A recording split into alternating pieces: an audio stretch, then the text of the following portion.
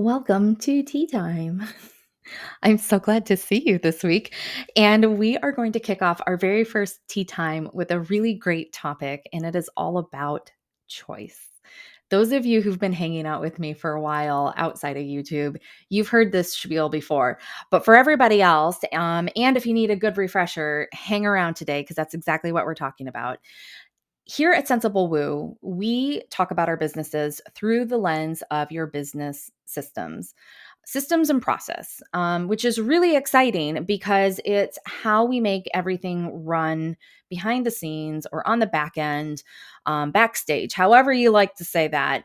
It's how we get our software to integrate together. It's how we help our clients move through a smooth workflow so that it's easier for them to work with us.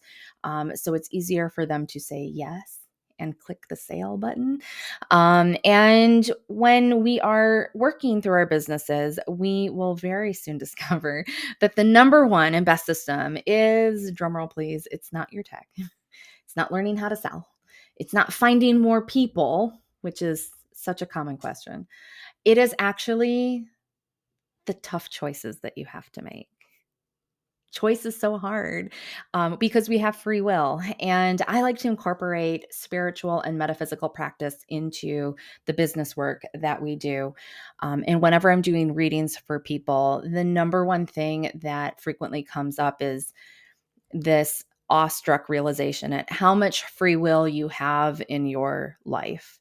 On a daily basis, you get to make choices on everything. So when we're talking about our businesses, your number one thing that you are constantly trying to calibrate for is, what choice am I going to make? How do I make that choice? How do I feel good about making that choice? So I have 3 questions for you today that you can ask yourself when you're feeling a little bit stuck. The first one is, are you being pressured? If you're being pressured right now and you're not feeling good about being pressured, I really want to encourage you to think about, is this going to be a good choice for me in the end? If I'm already being pressured and I already don't feel good about it, something's off in the energetic balance of making that choice. So one of the things I love to do is incorporate human design inside of the 12-month incubator that people do with me. And we don't do this to become human design experts. We do this to have another system that helps us understand ourselves a little bit better. And everybody's human design type comes with an authority. One of those authorities that the majority of people on this planet have is called an emotional authority. I'm an emotional authority too, so I totally understand what this feels like. When you are an emotional authority, you are going to feel all the feelings on your way down the road. And sometimes it can feel like a long, bumpy road to the point of making a decision. That's the destination. And when you are an emotional authority, the worst thing in the world for you is to experience what our current and previous framework in business has been, which is scarcity tactics, pressure tactics, using things that have good origins and roots, like neuro-linguistic programming, but using them for evil purposes to pressure people into making a sale. And when you can recognize that you are being pressured, you can immediately start to take control back, take your power back, take your spirit back, and you're able to then decide better what the next course of action should be for you, because you might not be ready yet to make that decision. So are you being pressured? That's the first check and balance that we want to make. The next check and balance that we want to make is, what data do you need to help you make this decision?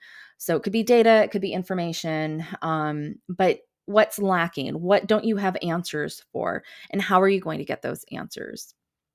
Now, sometimes some of the answers that we seek involve us going through the experience that's on the other side of making that decision. So I see this a lot with people making decisions about entering programs. I've done it myself, entering programs that have helped me enrich my own business. I see it in the people who come and work with me in a program. But there's always sort of this dividing line where it's like, at some point you have to make a decision and a commitment. And then on the other side of that is where you get the rest of the answer to the thing you're wondering, which is really the greater answer that you are seeking and the reason why you're making that investment. So you need to start learning to discern, What part of the information am I lacking? Am I lacking data that helps me get to the decision-making point? Or am I lacking data that involves me making a commitment and then I have to go through the experience? Which is it? And when you can get clear on that, you'll feel better about the choices that you're making, and you'll feel better at what you decide to do when you get to that decision-making point. And then the third thing that we want to consider is now the time to make a decision at all? If you're an emotional authority, which chances are you are, you might not be, but chances are you are. And all of us have emotions anyway. So all of us have a little bit of this emotional roller coaster when we're deciding on things. Chances are that you need a little more time. If you have to ask yourself, is now the right time? If you haven't come to that point where you're saying, this feels good, it's a hell yes, then we're not quite ready yet to make that decision, which means you're still in the process of choosing.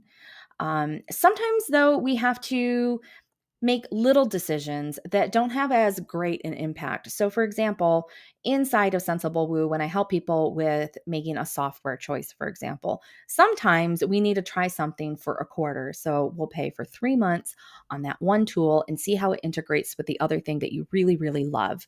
Do they play nicely together? Was the setup comfortable and easy? What kind of results are you getting? Is it giving you what you needed? And that helps you make the next round of decision making. So sometimes we have choices that come in stages. There's never just like one yes or no, and it answers all the questions for life. I wish it was that way, but it's not. And I think that's where sometimes we come up against this emotional friction where we have to realize that, you know what, maybe it's time to pour a cup of tea and have a nice sip with Sensible Woo and just take a breather and take a moment and ask yourself, what kind of choices am I making here? Now, if you just listen to me on that, what is my time here? Say 7 minutes of spieling, and you're like, I don't think I really make a lot of choices. Like things just sort of seem to happen to me, or I feel forced into things. I'm going to encourage you this week to simply pay attention. This is a great mindfulness exercise where you just pay attention to yourself without judgment. And you just notice, how many times am I just sort of letting things happen or letting other people decide for me or handing over all the decision making power to someone else when I really need to be making those decisions for me? And where am I consciously handing off decision making versus unconsciously handing that off? We want to make sure that you are fully seated in your seat of power as an entrepreneur, and it really starts with choice. It's so easy and yet so hard. And you might also notice that there are certain days of the week or certain seasons or certain times of the day where you feel like you can make better decisions. So start paying attention to things like that. That way you can structure your decision making and your answers to requests, the things you purchase. You can start making sure that you're doing those from a place that feels really good to you. So, with that, I will see you next week. Happy deciding, happy choice making. You've totally got this, and I'll see you on the flip side.